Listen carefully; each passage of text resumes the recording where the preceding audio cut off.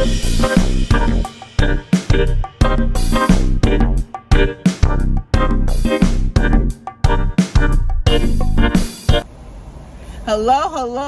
there. It is your mom of three. I'm here in NYC and I am back with another video. Welcome to all my first timers. Hello. My name is Teneza. I am the mother of three savvy. My kids are savvy kids living in the heart of New York City. I welcome you to join my YouTube channel, my tribe, and tribe members that watch my Project Runway reviews are called my designers. So you have a chance to be a tribe member and Teneza's designer by hitting that button, SUBSCRIBE, SUBSCRIBE. All you have to do, subscribe down below. If you are already subscribed, I knew I liked you. Do make sure that your post notifications are on so that you get every video. You get every video.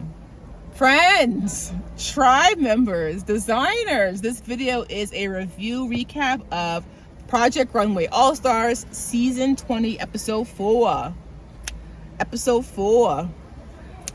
It is our first team challenge. Get excited. The challenge this episode: create a formal gown fit for royalty. They have a budget of $1,000. Only one designer from the losing team will go home. The judges are looking for something modern, fresh, cool, and innovative. The teams are as follows: Kane and Victor, Brittany and Anna, Karasan and Laurence, Hester and Fabio, Rami and Bishme, Prajay and Kato. Kane and Victor. They're like a dynamic duo, right? Because Kane won the first challenge and Victor won the second. They're creating a Georgette gown, lavender purple silk with a leather corset. A silver leather corset. We'll get back to that later. And Anna, a girly gown. They wanted to be both strong and feminine. Karasan and Laurence, they are creating a gown with a cape. So Karasan is going to work on the gown and Laurence is going to do her thing with the cape. They wanted to do soft and hard. Rami and Bishme, architectural gown. Prajay and Kato, they are going to tap into his Haitian roots, her Liberian roots. They're actually she's gonna use her fabric from home, Kato. She is. They're gonna make a beautiful gown with a robe using blue metallic material. They're gonna let the applique from this gorgeous material be the standout. Rami and Bishme, when Christian goes to talk to them about their pieces, he feels like theirs is too safe. They really have to push it. Croissant and Laurence, it's going to be a velvet and leather cape. Quite different to the white gown. And Christian used the adjective ice skatey. It's very icy and white. Kane and Victor, they're planning to marry both their aesthetics. According to the two of them, any music icon can wear this dress. From Beyonce to Lady Gaga to Teneza, it looks very medieval. It looks very Lord of the Rings. To me, it does. That's Teneza's opinion. Very breastplate-esque. Hester and Fabio, they are trying to dress the future. Brittany and Anna, out of all the couples, I would say they're having the hardest time working together. They're both trying to be professional and courteous, but Brittany's getting annoyed with Anna. Their queen is from a planet of only women. And they're concerned because it took Anna 6 hours for the skirt, and she questions, will she be done in time? Kane and Victor. The question is armor or not to armor. I will say that Kane was a good team player in letting Victor have a voice. Hester and Fabio.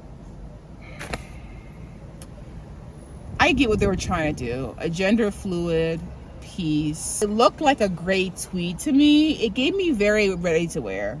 The fabric. It didn't feel expensive or dressy enough. I feel the fabric choice could have been a little more elevated, a little bit fancier.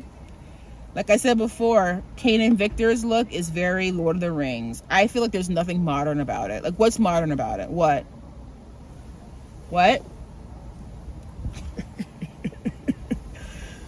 The guest judge at this runway show is Wes Gordon. He is the creative director of Carolina Herrera. Coming down the runway. Coming down the runway. First is Brittany and Anna. Feminine, romantic. It's a blush neutral color, but there's nothing different about this dress. Next, Cara Swan and Laurence. Sick. They killed it. Killed it. The dress was tiers of white ruffle, but it had sheer panels. And that cape was perfection. Chef's kiss. Laurent said, this is my redemption. And she's right. It was. It was gorgeous. Kane and Victor. There was this really, really high slit and a cool shoulder, but that sheer leg, I was confused by that. Hester and Fabio. This is what Hester says she sees for the future. And she's non-pageant ready. She threw a little bit shade out there for her fellow contestants. Rami and Bishme. Well made for 15 hours, had a beautiful train, and it was a sculpture. Project and Kato was stunning. Stunning. The gown was beautiful. The head wrap was beautiful. The cape was everything. It was 10s across the board. Everything was right about this look. The fit was impeccable. It was stunning. The judges mentioned they can't tell whose gown belongs to whom. There were no bad looks. And so they decided to discuss every single look. Up first, Rami and Bishme. They take elements from the classic and they're adding a modern twist. According to the judges, the embroidery took to being a little bit too pageant-y. Brittany and Anna. The guest judge says that the train feels heavy and sad, almost like a costume, Nina said. It was ill-fitting. They needed something more modern, something younger. Cara Swan and Laurence. Brandon Maxwell said, I could see a piece of both of you. And that was such a compliment. It was one of Elaine's favorites. They have no business being together, but they work perfectly together. Dressing royalty from the future. And Victor, it did feel costume. And it was a little bit of an awkward moment. It was more beautiful, according to the judges, without the corset. And we know the corset was Victor's idea. And according to Nina, the accessories were so over the top that it was hard to consider as a gown and not a costume. It was too many things together. It was the headpiece. It was the neck. It was a lot. It was a lot. Hester and Fabio. They made 3 well-tailored pieces. Something that Meghan Markle could wear. But the fabric felt sad and older, but it was a very successful design, Brandon Maxwell said. Kato and Project, the blue with the burgundy, they worked so well together, and she looks special. It was literally the best look. All right, the designers that were safe, Hester and Fabio with their gender fluid gray color story, and Bishme and Rami with their architectural gown. The top designs, Kato and Prajay, wow. The other top design was Laurent and Karasan. The bottom designs were Kane and Victor. It was more costume than fashion, needed editing. And then Anna and Brittany, they played it safe. The winning team belonged, and it was beautiful to see that all 4 top designers were all African Americans, people of color. The overall winner was Team Kato and Prajay. And deservedly so, the winning designer was Kato. She used her fabric from home perfectly. And I wrote down what she said. She said, "I feel seen," which is a special moment.